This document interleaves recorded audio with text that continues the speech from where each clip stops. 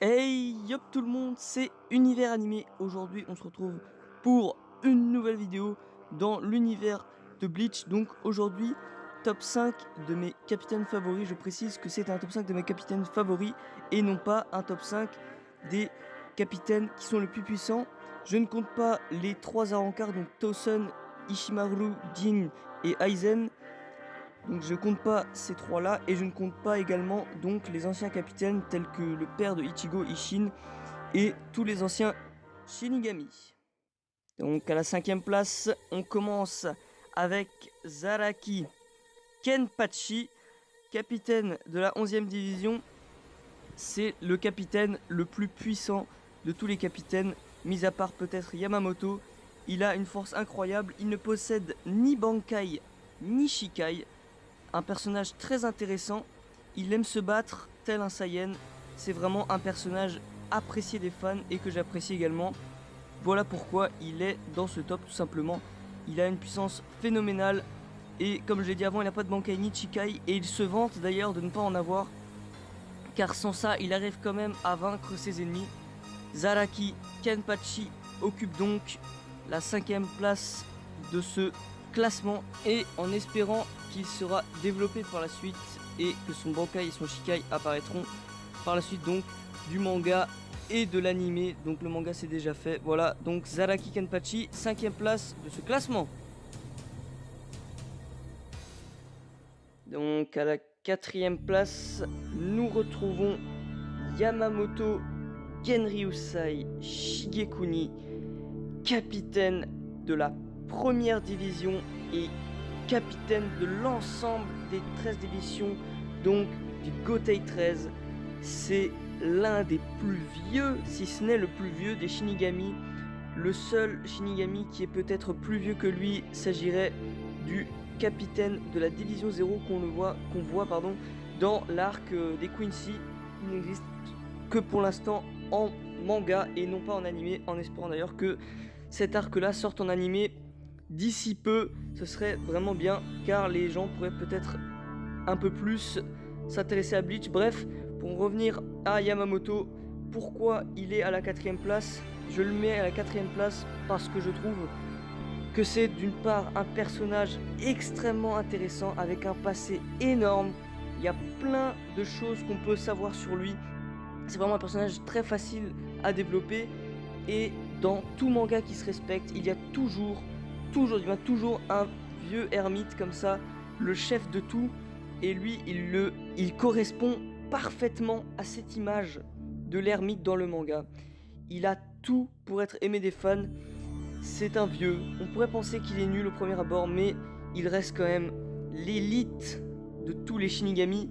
Il inspire la sagesse, mais aussi la force au sein de la Soul Society.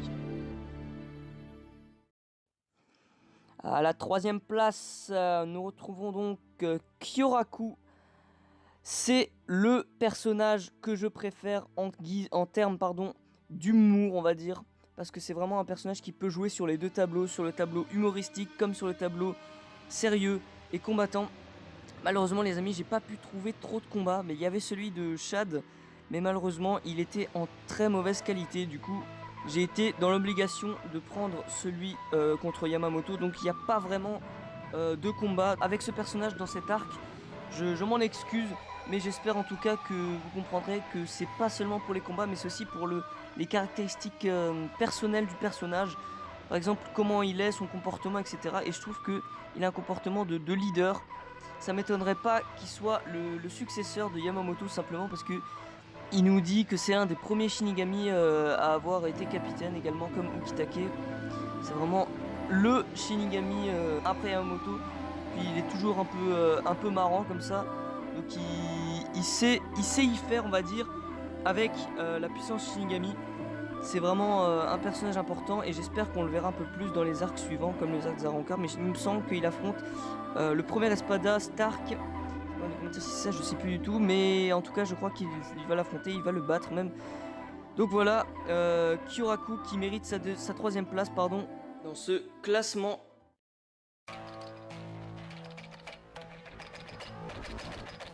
capitaine de la 6ème division, le frère de Kuchiki Rukia. Il fait partie des quatre familles nobles, les Kuchiki. C'est un personnage mystérieux. Personne ne sait trop comment il pense. Et c'est pour ça que je l'aime. C'est quelqu'un de mystérieux. On sait pas trop s'il est gentil. On sait pas trop s'il est méchant. On sait pas trop ses intentions. Mais on les découvre à la fin de l'arc. On découvre qu'en fait, depuis le début, ce n'était pas forcément quelqu'un de méchant. C'était juste quelqu'un qui souhaitait protéger ses proches. Il nous dit que son intention première est de respecter la promesse qu'il a faite à ses parents, parce qu'il avait promis à ses parents de respecter toutes les règles de la Soul Society. C'est pour ça qu'il s'entête à vouloir exécuter sa pauvre sœur, donc Rukia.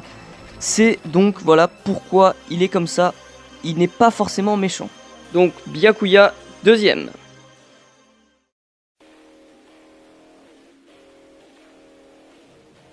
Mon personnage préféré de Bleach, enfin dans cet arc en tout cas, c'est Toshiro Itsugaya, le capitaine de la 10ème division. Personnage décrit comme étant un génie de la Soul Society. Tous ses supérieurs et tous les capitaines plus vieux le considèrent comme un génie car il a une puissance phénoménale et il est toujours impliqué dans les conflits. C'est ça que j'aime beaucoup chez lui, c'est qu'il est toujours à l'intérieur des conflits. Comme on peut le voir là avec Ishimaru, le lieutenant Daizen va tout simplement l'attaquer car elle pense que ce dernier est en fait le responsable du meurtre d'Aizen, alors que c'est tout à fait faux. C'est juste une mise en scène faite de toutes pièces par Ishimaru et Aizen lui-même. Donc voilà, Itsugaya, un personnage très intéressant avec une force qui, je pense, peut encore être développée par la suite. Et pour moi, avec l'âge, il deviendra peut-être même plus fort que Yamamoto et tous les anciens de la Soul Society. Sur ce, les amis, j'espère que ce top 5 vous aura plu. Comme je vous l'ai dit, vous pouvez réagir dans les commentaires et me dire votre propre top si vous en avez un. Moi, en tout cas, je vous dis à la prochaine pour une nouvelle vidéo. Jana!